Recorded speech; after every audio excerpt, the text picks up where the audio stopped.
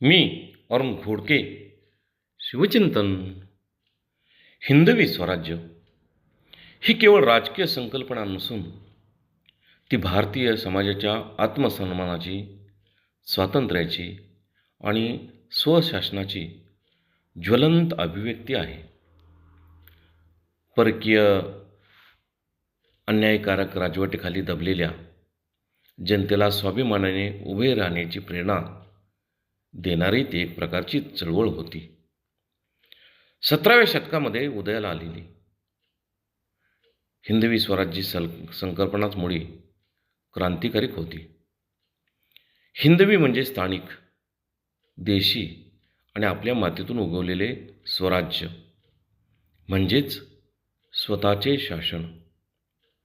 रयतेच्या हितासाठी चालवलेले लोकाभिमुख आणि न्यायधिष्ठित राज्य हा हिंदवी स्वराज्याचा मूलमंत्र होता.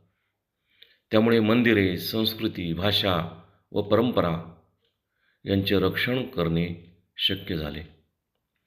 लोककला, लोकभाषा आणि ग्रामीण जीवनाला त्यामुळेच खऱ्या अर्थाने प्रतिष्ठा प्राप्त झाली. ही सांस्कृतिक परिवर्तनच होते. हे राज्य आपले आहे ही भावना अधिक दृढ झाली.